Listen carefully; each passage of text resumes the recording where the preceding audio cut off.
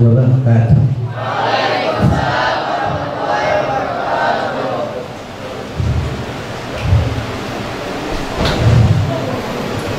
Bismillah, alhamdulillah, wassalatu wassalamu ala rasulillah.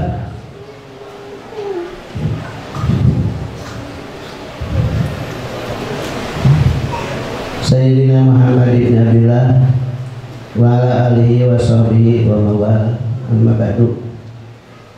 Qala ta'ala fi kitabihil azim, a'udzu billahi minasyaitonir rajim. Bismillahirrahmanirrahim. Ya ayyuhalladzina amanu taqullaha haqqa tuqatih wa la tamutunna illa wa antum muslimun. Ibu Haja Ismail Fuad yang saya hormati, Ketua Yayasan Taifah TDD dan Kepala Sekolah yaitu Amarfu dan Hamid, segenap Ustaz Ustazah, Opa dan hadirin berbahagia, juga ibu bapak dan keluarga yang ada di rumah. Syukur alhamdulillah kepada Allah bahwa kita hari ini masih diberi kenikmatan berupa renghapan udara yang segar, dalam keadaan sehat walafiat, dan berharap kepada Allah mudah-mudahan selamanya kita diberikan kesehatan, termasuk juga keluarga di rumah. Belajar itu adalah satu keharusan. Tidak akan ada kemajuan kita di masa depan kalau kita tidak pernah belajar.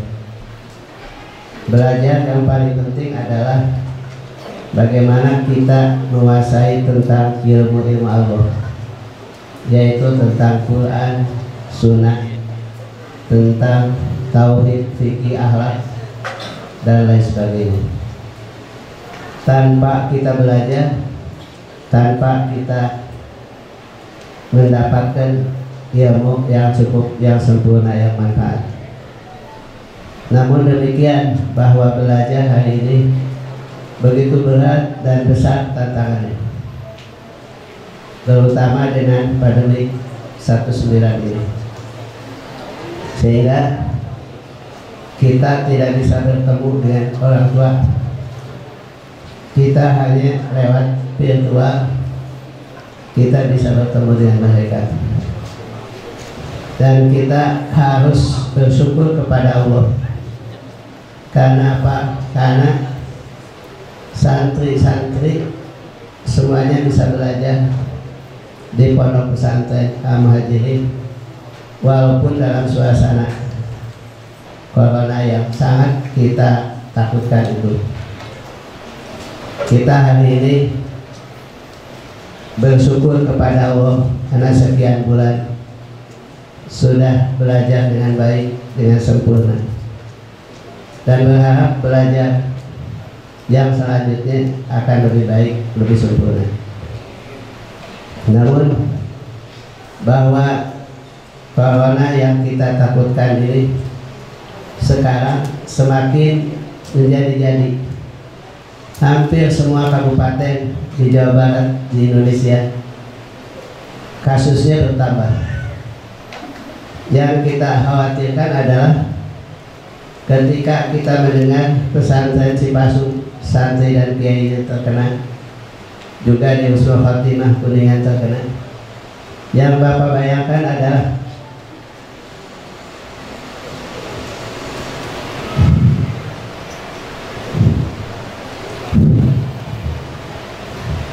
tentang Al-Muhajirin ini, semoga nanti santri tidak ada yang terkena oleh penyakit ini. Yang terbayang sama Bapak, kalau kalian dipulangkan ke rumah, Bapak dengan siapa? Bapak hanya bertahan kalau ada kalian di sini.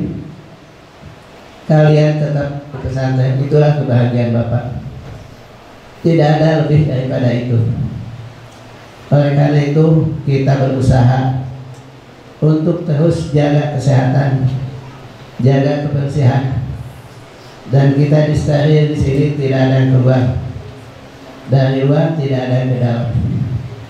Ini adalah perjuangan berat, perjuangan yang dahsyat. Karena apa? Karena kalau tidak kita berjuang dengan sungguh-sungguh, kita khawatir para santri yang paling dahulu dia akan menjadi korban. Oleh karena itu, mohon maaf pada semua orang tua atau wali tidak bisa bertemu dengan santri, apalagi dibebaskan. Justru kasus-kasus di Jawa Barat dan Jawa Tengah, Jawa Timur yang terjangkit penyakit virus itu ada di sana ada kebebasan. Dari luar bebas ke dalam, dari dalam bebas keluar. Oleh karena itu kalian harus memahami dan memaklumi kalau misalkan ada orang tua ingin menengok kemudian tidak dibolehkan untuk menengok. Mudah-mudahan dengan cara ini Allah akan berikan ilmu yang setinggi-tinggi kepada kita, karena pengorbanannya yang begitu berat dan besar. Imam Syafi'i mengatakan kalau tidak mengalami hinanya menjadi santri, kita harus siap selamanya menjadi orang bodoh. Kita tidak mau menjadi orang bodoh, tidak ingin kalau kita menjadi orang, kita ingin menjadi orang yang berilmu, beribadah, dan selalu berakhlak karim. Kemudian pembelajaran kita ini sebetulnya dengan adanya kalian di pesantren itu sudah termasuk kategori belajar. Apalagi kalian bertemu, bertatap muka dengan para ustadz, para dengan kiai di sini, maka kalian akan mendapatkan nilai plus daripada pembelajaran di sini. Kita melihat sekolah yang tidak ada pondok, maka anak-anak tidak boleh belajar tatap muka. Semuanya belajar di rumah dengan cara daring atau dengan cara virtual atau dengan online. Dan ini semua adalah belajar juga. Hanya nilai keberhasilan belajar cara itu tidak tahu seberapa persen yang bisa diserap. Belajar tatap muka saja begitu susah, apalagi kalau kita belajar secara virtual. Tapi kita ingat dengan pepatah bahasa Arab, kullu ma la yudraku kullu la yudraku kullu. Setiap yang tidak bisa dikerjakan secara keseluruhan, maka tidak boleh ditinggalkan seluruhnya. Yang bisa kita lakukan apa dan bagaimana, maka kita lakukanlah. Kenapa? Karena usaha itu yang menentukan bukan karena frekuensi atau volume belajar. Yang paling penting itu adalah keprihatinan hati kita. Allah akan sangat memperhatikan doa orang yang sangat prihatin. Allah akan mendengar semua cerita, rintihan dan jiwa yang ada di dalam hati kita. Anak-anak sekalian, Bapak Ibu dan Bapak, kita ini adalah termasuk kategori berjuang. Kenapa? Karena di hadapan kita adalah virus, di hadapan kita adalah malaikat yang akan mencabut nyawa. Kita tidak tahu apakah akan didekati oleh virus, apakah kita sebentar lagi akan dijemput oleh malaikat Azrail. Kita tidak tahu. Namun demikian, Allah akan memberikan jaminan. Dengan sholat sunat 2 rakaat qabla subuh saja, Nabi mengatakan 2 rakaat sebelum subuh orang itu ada dalam tanggungan Allah. Artinya dijaga dan dipelihara. kita yakin karena kita selalu sholat qobliyah subuh 2 rakaat, kita yakin kita akan dijaga dari penyakit itu, termasuk orang tua kalian di rumah. Anak-anakku sekalian, Allah menyuruh pada kita supaya sungguh-sungguh bertakwa kepadanya. Di tengah posisi seperti ini harus dijadikan alat atau media buat menggenjot kualitas takwa kita kepada Allah. Kita harus lebih takut, lebih hati-hati dan lebih waspada. Kita lebih tekun untuk mengerjakan kewajiban-kewajiban agama, dari mulai sholat yang 5 waktu, kemudian qobliyah dan ba'diyah, semua kita lakukan dengan khusyuk, dilakukan di awal waktu dan dilakukan secara berjamaah. Kemudian Imam Ghazali sudah memberikan nasihat pada kita. Keseharian kita itu harus bagaimana?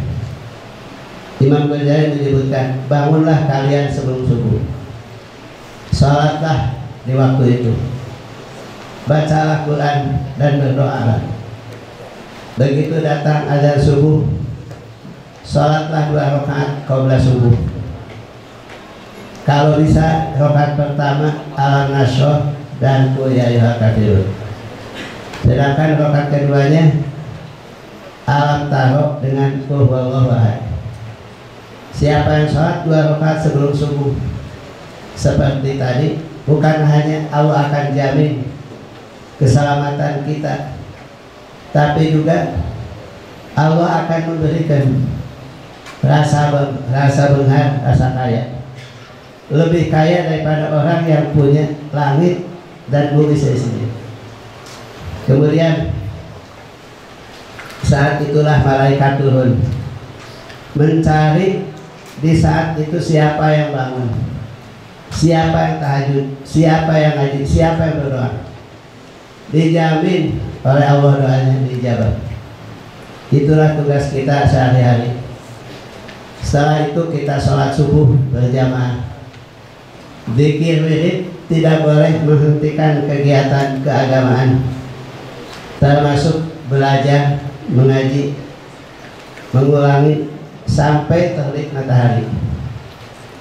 Begitu terbit matahari, kerjakanlah oleh kita, yaitu yang namanya sholat duha.